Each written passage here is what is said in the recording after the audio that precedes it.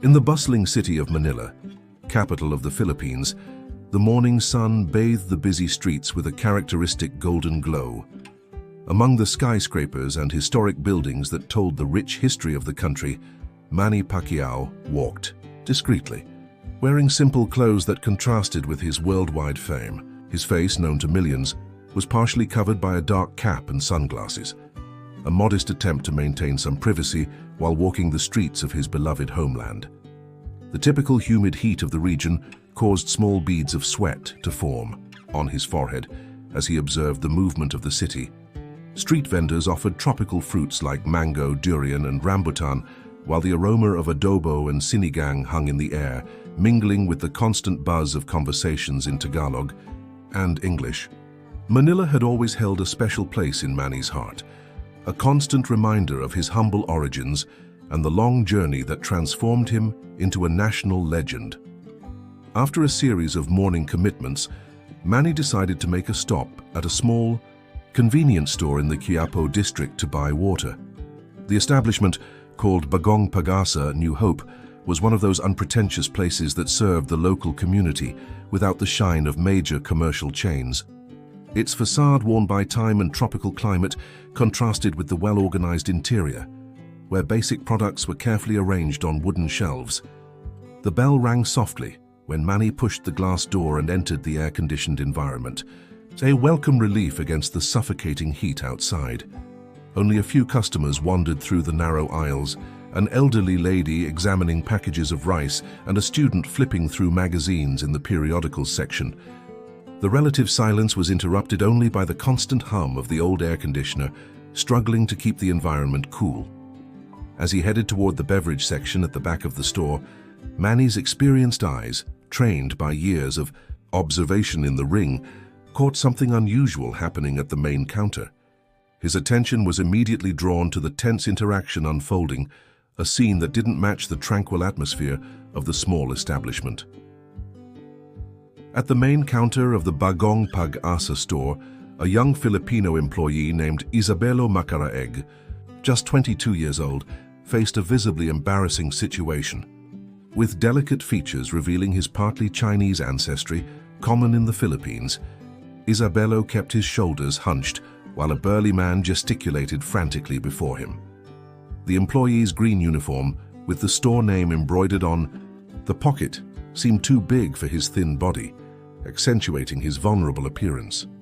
The agitated customer, a middle-aged businessman named Ricardo Villanueva, wore an impeccable suit that screamed wealth and privilege. His golden watch gleamed under the fluorescent lights of the store as he repeatedly pointed to a crumpled receipt in his hand.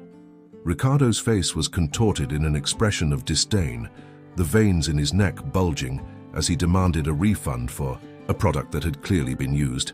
The store manager, an elderly lady named Amihan Santos, tried to mediate the situation, but her soft voice was constantly interrupted by the businessman's abrupt gestures. Her tired eyes reflected years of hard work and resignation in the face of situations like this one. The wrinkles on her brown face deepened with each new accusation launched by the furious customer. Manny observed how Isabelo kept his head down, absorbing each harsh word with silent dignity. The young man's hands trembled slightly as he tried to explain the store policy, his thin fingers gripping the counter as if seeking support. It was evident that the young man depended on that job, probably supporting a family or financing his studies, like so many young Filipinos of humble origin. The tension in the air was palpable, with other customers averting their gaze, embarrassed by the scene or perhaps fearful of getting involved. Ricardo progressively raised his voice, now firing personal insults at Isabelo, calling him incompetent and suggesting that he didn't even deserve the minimum wage he received. Comments about the young man's appearance, his presumably limited education, and his future without prospects echoed through the small store, each word more cutting than the last. What disturbed Manny most was realizing how this public humiliation seemed routine for Isabelo, who maintained an almost rehearsed composure, as if he had gone through similar situations countless times before. In the young employee's eyes there was no revolt, only a sad acceptance of his social position and the injustices it frequently brought. A wave of memories flooded Manny's mind as he witnessed the mistreatment of young Isabelo.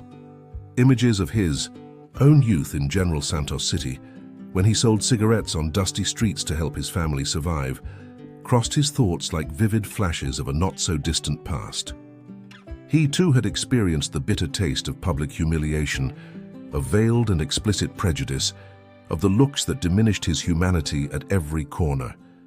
Manny felt a familiar warmth rising up his neck, that same sensation that accompanied him. Seconds before stepping into the ring for an important fight, his heart raced, not from fear but from determination. The boxing gloves had been replaced by bare hands, but the fight presenting itself before him was as real as any of the battles, broadcast to millions of viewers around the world. This one, however, would have no official judges or established rules, only the universal law of human dignity at stake. Taking a deep breath, Manny adjusted his cap and removed his sunglasses, tucking them into his shirt pocket. His decision was made. It wasn't about using his fame or influence, but about acting as any human being should when witnessing an injustice. With firm and calculated steps, similar to those that led him to 8 world titles in different categories, he began approaching the counter where the embarrassing scene continued to unfold. As he approached, Manny noticed details he hadn't perceived before. A faded photo in Isabelo's open wallet showed what appeared to be his family, an elderly woman, probably his mother, and 2 small children, perhaps younger siblings who depended on his salary.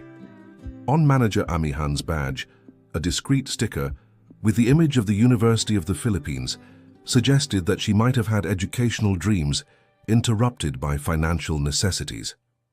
Ricardo Villanueva, for his part, displayed on his finger a graduation ring from a prestigious private university, a symbol of the privilege that he seemed to use as a shield against the realities faced by most Filipinos.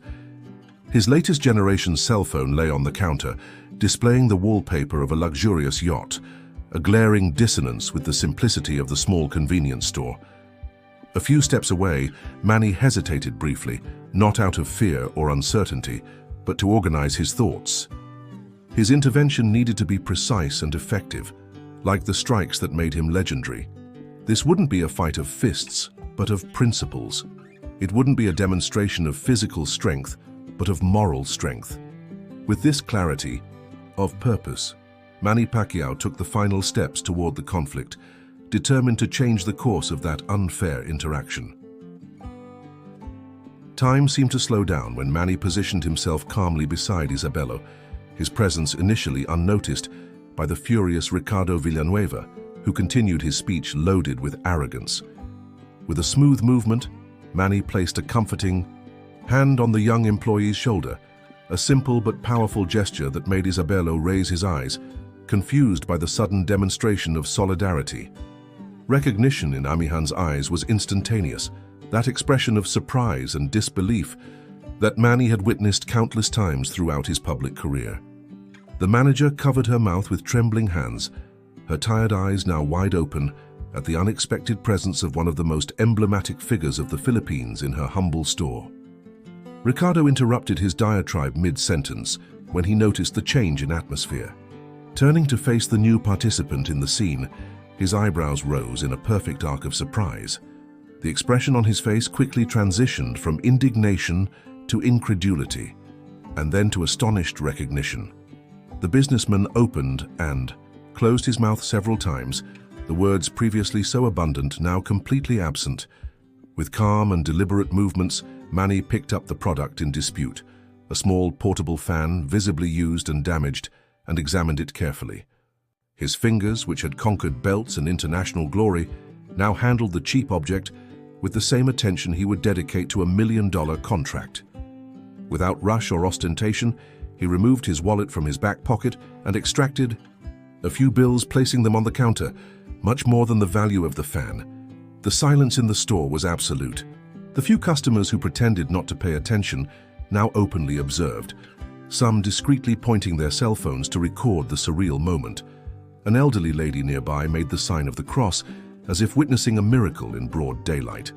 With a firm but respectful look, Manny stared Ricardo Villanueva in the eyes. There was no aggressiveness in his posture, only an unwavering presence that carried the weight of someone who had known both misery and glory, and who understood the real value of things beyond their monetary price. His gaze conveyed a clear message that dispensed with words.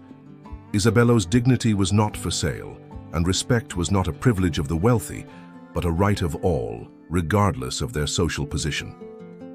The businessman swallowed hard, his face undergoing a notable transformation. The previous arrogance began to dissolve, replaced by a growing embarrassment that colored his cheeks an intense red. The same hands that moments before gestured with authority now nervously adjusted the expensive tie, as if suddenly the accessory had become uncomfortably tight. The silence that dominated the Bagong Pagasa store was broken by the soft sound of applause coming from the back of the establishment. An elderly lady, with her face marked by time and wearing the traditional Filipino barot saya, clapped slowly, silent tears sliding down her wrinkled cheeks. Soon other customers joined the gesture, creating a growing wave of approval that filled the small space. Ricardo Villanueva, now visibly embarrassed, alternated his gaze between Manny and the worn tile floor of the store. The businessman ran, his hand through his perfectly combed grey hair, a nervous gesture that betrayed his growing discomfort. His latest generation cell phone vibrated on the counter, but for the first time that morning, the important device was completely ignored by its owner. Isabello Macaraeg remained motionless, as if trying to process the surreal turn in his day that had begun so ordinarily. His eyes, previously lowered in submission, now observed with admiration the man beside him, the same face he had seen countless times on posters, televisions, and even in school books as an example of Filipino determination. A single tear discreetly ran down his young face, quickly wiped away with the sleeve of his green uniform. Amihan Santos, the middle-aged manager, regained part of her composure and began nervously organizing items on the counter. Her hands, wrinkled from hard work, trembled slightly as she tried to keep busy, perhaps as a way to deal with the emotion of the moment. The badge on her chest, with the faded logo of the store, reflected the fluorescent light as she moved, creating small flashes like shy stars. The buzz in the store gradually increased, with customers whispering among themselves and some discreetly taking pictures with their cell phones.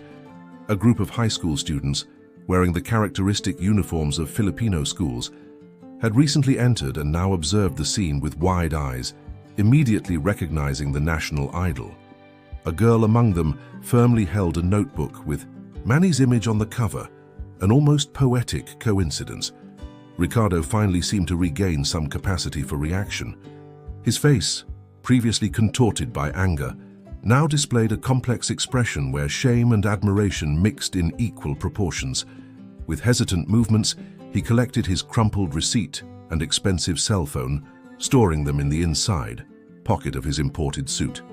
His eyes, previously so sure of their own importance, now carried a different shine, as if a revelation was silently occurring behind those dark irises.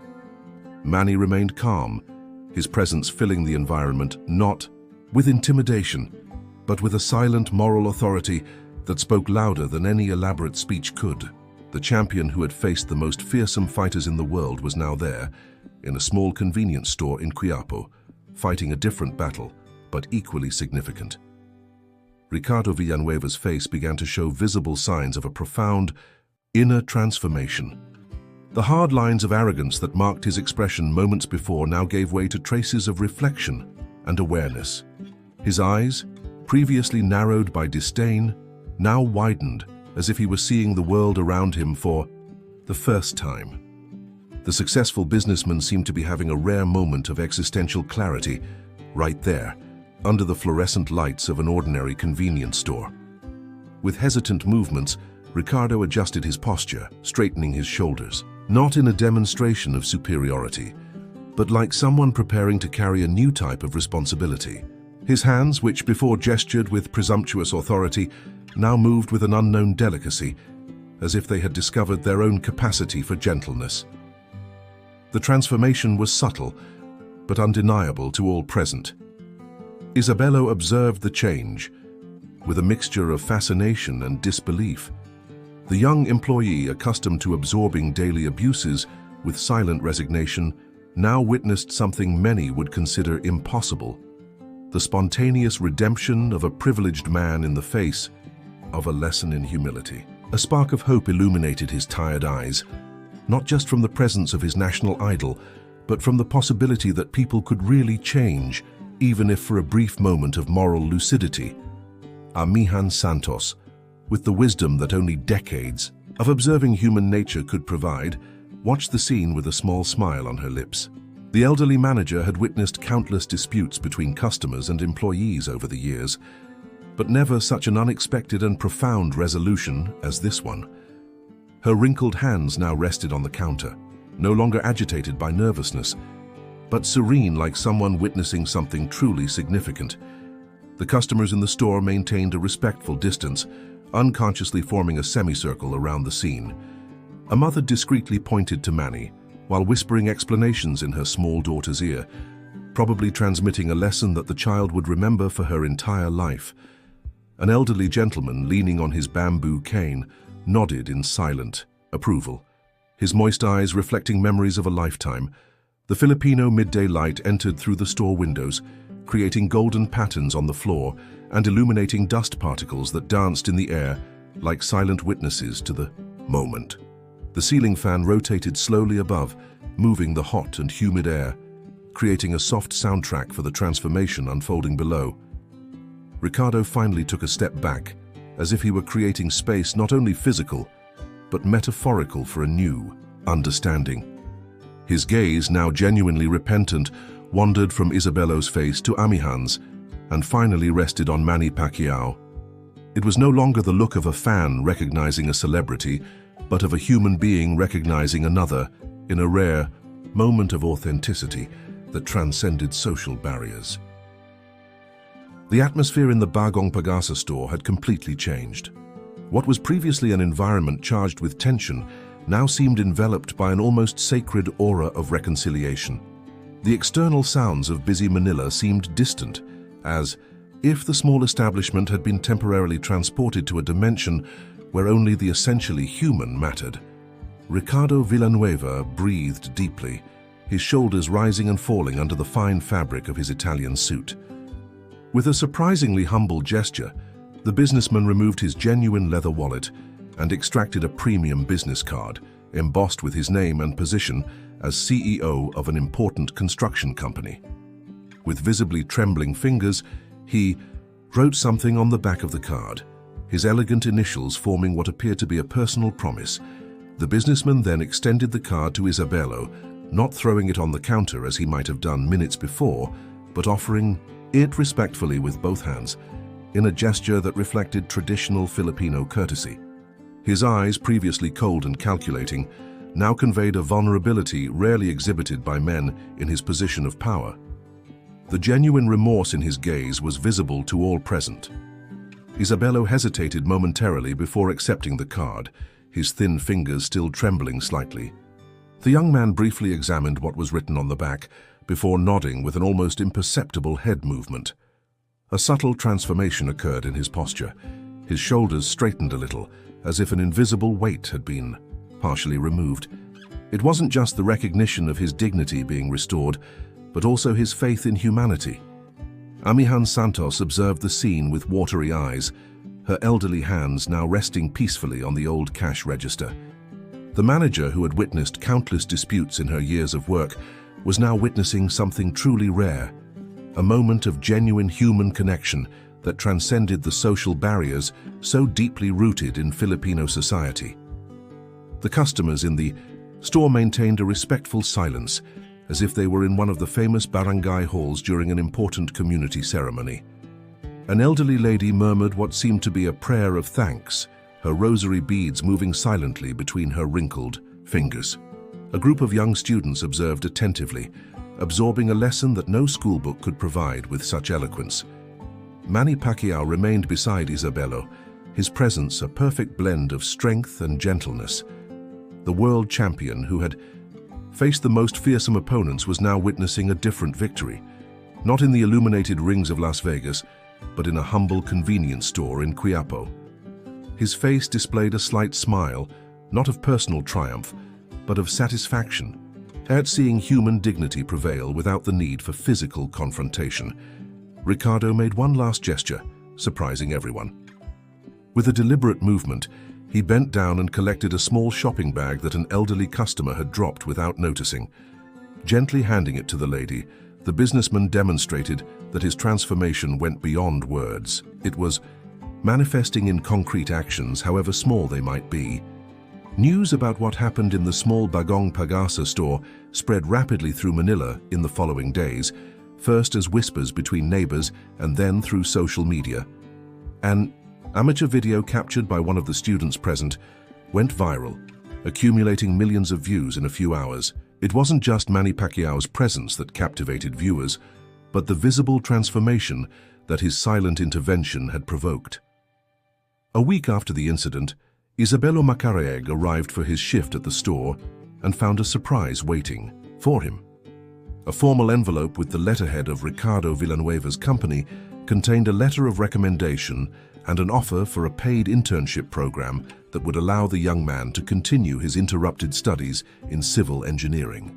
Along with the official document, there was a personal handwritten note from the businessman expressing gratitude for the lesson in humility he had received that day.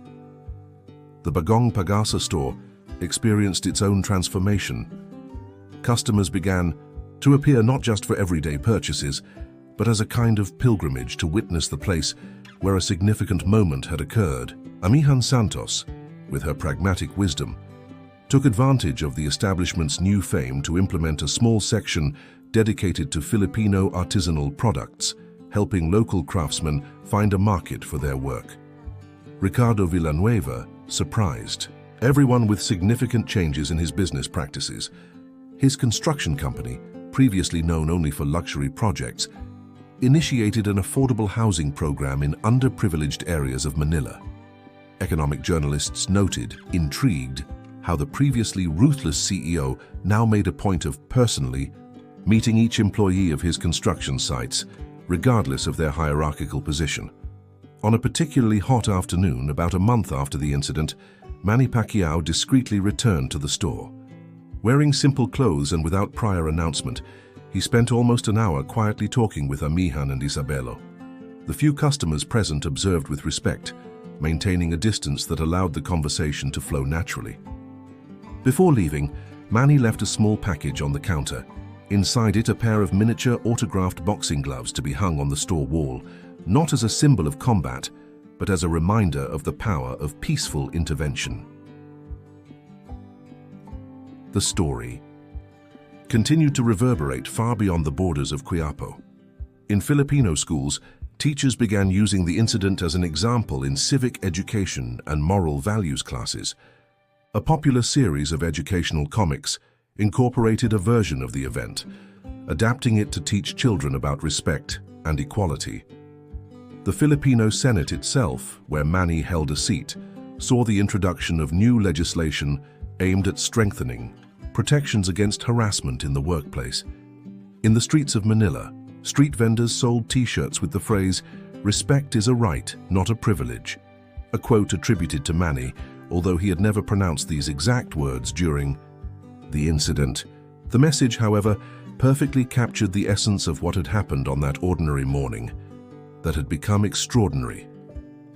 Isabelo Macaraeg, now dividing his time between working at the store and his resumed studies, frequently reflected on how a single moment can alter the course of an entire lifetime. The young man had framed Ricardo's business card, not as a reminder of humiliation, but as a tangible symbol that change was possible even in the most unlikely circumstances.